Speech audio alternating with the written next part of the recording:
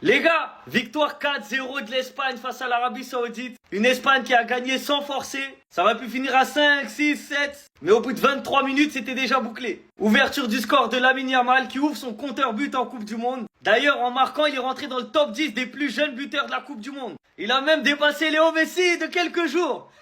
Messi, il a marqué son but à 18 ans et 357 jours. Lamine Yamal, il a marqué à 18 ans et 343 jours, donc 14 jours de différence. D'ailleurs, sur le but de Yamal, c'est Oyarzabal qui met la passe D. Et derrière ça, il met un doublé. La dernière fois, en 30 minutes, il avait touché 0 ballon pour le premier match. Aujourd'hui, en 23 minutes, il a mis doublé plus une passe D. On peut dire qu'il se rattrape bien. Et il confirme qu'il n'est pas numéro 9 de l'équipe d'Espagne pour rien. On a eu aussi le droit à un grand Ferran Torres qui, comme à ses habitudes, a raté un joli face-à-face. Et il a tiré à quoi 2-3 mètres des cages. Franchement, bravo, un grand Ferran Torres qui est rentré justement à la mi-temps à la place d'Oyarzabal pour montrer tout son talent. Et il l'a fait.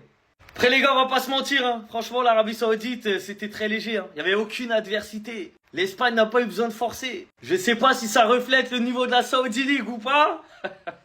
Mais franchement, voilà, c'était pas bon, c'était pas bon. Donc on va dire une victoire rassurante pour l'Espagne après son match nul face au Cap-Vert. Mais on peut pas s'appuyer sur cette victoire parce qu'en face, il y avait rien, Mais c'est bien pour l'Espagne qui va monter en puissance. Mais calmez-vous, détendez-vous tous un peu, ça va bien se passer. Le football, c'est pas compliqué, c'est facile. Enchaînement de passes, tu déséquilibres, tu marques. 1, 2, 3, 4.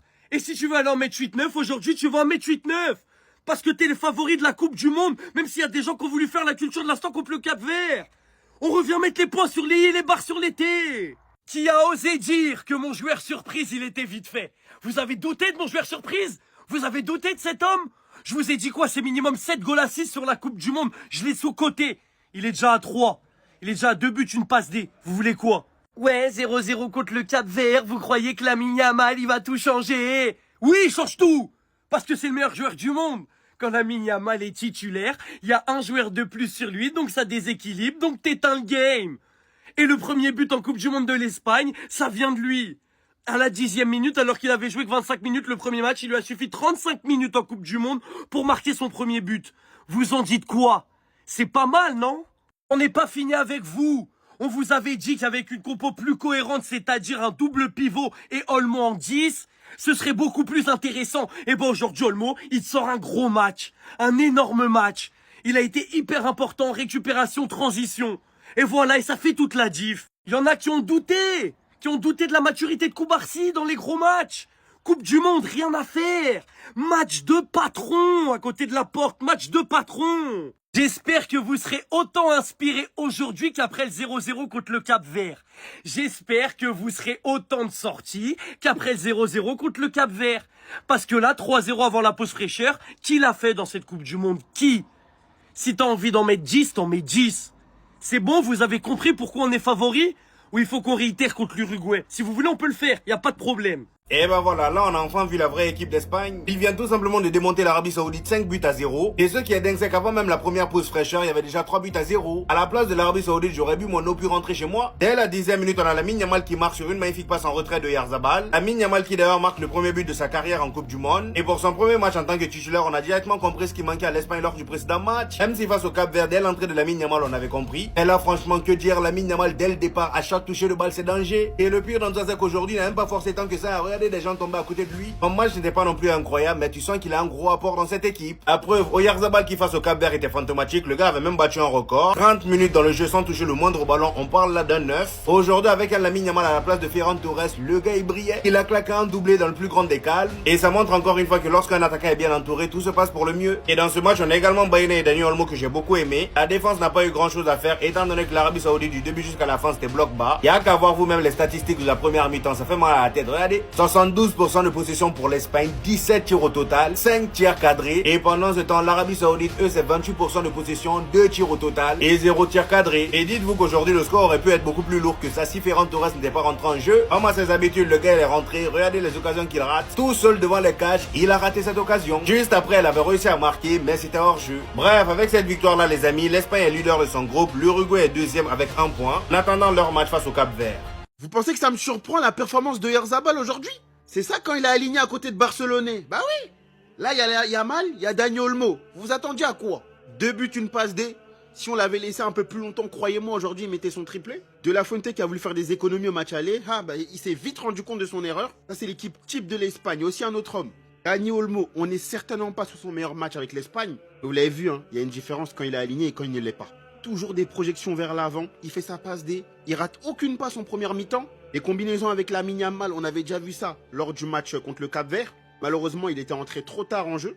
Avec des petits espaces, il va toujours chercher la petite bête. Et voilà quoi. On a aussi un but de Lamine Yamal, son premier en Coupe du Monde. Sa première Coupe du Monde, c'est lui qui vient marquer le premier but de l'Espagne. Et on n'a rien vu encore. Ce qu'on veut dans cette Coupe du Monde, de la folie. Dès l'entame du match, il a enjaillé le match. Dès l'entame. Je peux vous le dire, hein, cette Espagne-là est encore à 50%, mais quand ils vont vraiment se réveiller. Aujourd'hui, ça a été une démonstration en première mi-temps. Vous allez voir. Vous allez voir. Ils ont voulu le faire passer pour un tocard parce qu'il n'avait pas touché de ballon pendant 30 minutes. Il a fermé la gueule à tout le monde. Ding. Mikel Oyarzabal, attaquant espagnol, 29 ans. Beaucoup de Barcelonais le veulent en club. Maintenant, j'ai une question pour vous. Est-ce que vous connaissez seulement les stats d'Oyarzabal? Et je vous donne un indice. Aujourd'hui, il a bien un doublé et une passe décisive. Je vous laisse réfléchir. Oyarzabal a marqué combien de buts et délivré combien de passes décisives sur ses 13 derniers matchs avec l'Espagne? Si vous savez pas parce que vous regardez pas les matchs ou que vous avez pas les chaînes, les gars, Opli TV, Benjis, vous avez moins de 10%, films, séries, matchs, toutes les chaînes du monde. Vous avez dit combien? 10? 15? 20? Sur ces 13 derniers matchs, Mikel Oyarzabal a délivré 21 buts et passes décisives. Un seul match sans être décisif, c'était contre le Cap-Vert. Sur ces 21 derniers matchs, Mikel Oyarzabal a délivré 14 buts et 7 passes D. Doublé contre les Pays-Bas, doublé de passes D contre la France, but contre le Portugal, but contre la Bulgarie, triplé de passes D contre la Turquie, but contre la Géorgie, contre la Bulgarie, doublé contre la Géorgie plus passe D, but contre la Turquie, doublé contre la Serbie, but contre le Pérou, seul contre le Cap-Vert il a rien fait et aujourd'hui doublé et passe D. Mais après le match face au Cap-Vert, on nous a dit qu'on était des fous de dire si Julian ne vient pas, peut-être qu'on devrait s'intéresser à ce mec-là. Je sais qu'il a une tête de vieux, mais il est plus jeune que moi. Quand je vois comment il s'entend bien avec les joueurs du Barça, je le répète, je ne peux pas m'empêcher de me dire qu'Oyarzabal, est-ce que ça serait pas lui la solution? Si on n'a pas de Tal, ou si Julian ne veut pas venir, à quoi bon aller chercher un mec à je ne sais combien, alors qu'on a un mec qui a prouvé en Liga, qui a prouvé en sélection, que dans les plus grands matchs il est toujours présent, qui en plus de ça connaît déjà la quasi-totalité des joueurs du Barça, et qui s'insère à la perfection dans le système de jeu d'Hansi Flick. Non, je demande juste, hein, parce que but dans la surface, il sait faire. Petit extérieur après avoir récupéré le ballon, il sait faire. Et il a failli envoyer un triplé magistral avec un petit extérieur d'ici là, où il a lobé le gardien et il a tué la barre. Peut-être que la solution, elle est juste là. Hein. Dans cette Coupe du Monde, on a eu le droit à des célébrations de fou, comme celle d'Mbappé par exemple. Mais je pense que là, j'ai trouvé la meilleure. Et je parle pas de la célébration de Raúl Jiménez, même si elle est très émouvante, ni de la classique de Gyökeres, qui a été reprise par tout un stade. C'était incroyable. Ou encore la dédicace sud-africaine à Cristiano Ronaldo. On a eu également l'énorme soutien de Saliba à Koné. La danse mythique de Mateus Cunha. Saïbari qui perd la tête. Vini en mode patron. Somerville en mode NBA. Dédicace aux États-Unis. Il s'est mis dans le mood. Mais les frères, la meilleure, c'est celle de Lamine Yamal. Parce qu'il est venu poser son front au sol. Et ça, vous savez pas à quel point, même si je suis madrilène, ça me fait tellement plaisir de voir ça. Donc franchement, Lamine, merci pour les émotions et merci de défendre ta et notre religion. Parce que moi, ça me fait plaisir. Surtout quand on sait qui est à la tête du pays. Et comme il l'a dit lui-même, Alhamdoulilah, je suis musulman.